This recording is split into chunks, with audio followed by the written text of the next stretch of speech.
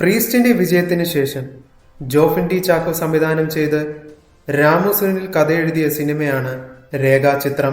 കഥ നടക്കുന്നത് തൃശൂരിലെ മലക്കാപ്പാറയിലാണ്. അവിടെ നിന്നും അജ്ഞാതമായ ഒരു അസ്ഥികൂടം കണ്ടെത്തുകയും പണിഷ്മെന്റ് ട്രാൻസ്ഫർ മേടിച്ചെത്തിയ വിവേക് എന്ന പോലീസ് ഉദ്യോഗസ്ഥൻ ആ കേസ് അന്വേഷിക്കുകയും അതിലൂടെ 1985 നടന്ന ഒരു ക്രൈം പുറത്തേക്ക് വരികയുമാണ് രേഖാചിത്രം എന്ന സിനിമയിലൂടെ. ആദ്യം തന്നെ സിനിമ അതിന്റെ മൂഡ് സെറ്റ് ചെയ്യുകയാണ് മലക്കാപ്പാറയിലൂടെ. ആദ്യ പകുതി ഫുൾ മോഡ് ഇൻവെസ്റ്റിഗേഷൻ ആണ്. രണ്ടാം പകുതിയിൽ കിട്ടുന്ന എവിഡൻസ് കൊണ്ട് പ്രതിയിലേക്ക് എത്തുകയാണ് ചെയ്യുന്നത്.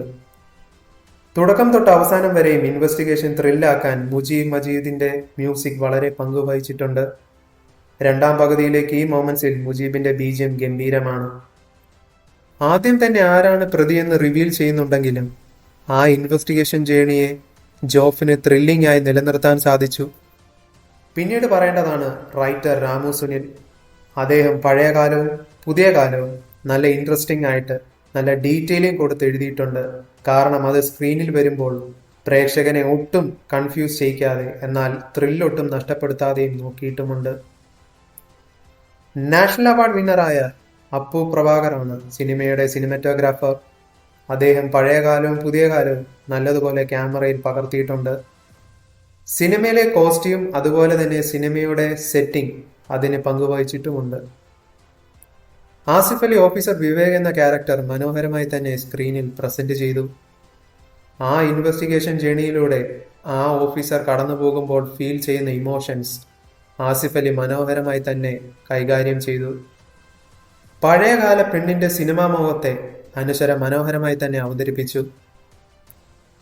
മനോജ് കെ ജെയിന് കൊടുത്ത വേഷം മനോഹരമായി അവതരിപ്പിച്ചെങ്കിലും കാര്യമായിട്ടൊന്നും ചെയ്യാനില്ലാത്തതുപോലെ തോന്നി. പിന്നെ എടുത്തു പറയേണ്ട രണ്ട് വ്യക്തികളാണ് ഇന്ദ്രൻസും TG രവിയും. അവരുടെ കോമഡി രംഗങ്ങൾ നല്ലതുപോലെ വർക്കൗട്ടായി. അവർ കയ്യടി നേടുകയും ചെയ്തു. മറ്റുള്ള ആക്ടേഴ്സ് അവരുടെ കഥാപാത്രം മനോഹരമായി തന്നെ കൈകാര്യം ചെയ്തു. കൂടുതൽ പറഞ്ഞാൽ ചില കീ മൊമെന്റ്സ് സ്പോയിലർ ആയി പോകുമെന്നതുകൊണ്ട് അതിലേക്ക് കടക്കുന്നില്ല. ഈ ഇൻവെസ്റ്റിഗേഷൻ ജേണി വളരെ ഇൻട്രസ്റ്റിംഗ് ആയിരുന്നു.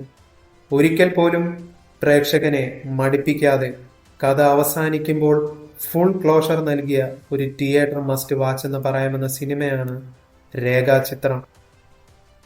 ജോഫിന്റെ ഒന്നാം ചിത്രത്തെക്കാൾ പേഴ്സണലി നല്ലൊരു തിയേറ്റർ അനുഭവം തന്ന സിനിമയും കൂടെയാണ് രേഖാചിത്രം. അതുകൊണ്ട് തന്നെ ധൈര്യമായി ടിക്കറ്റ് എടുത്തോളൂ.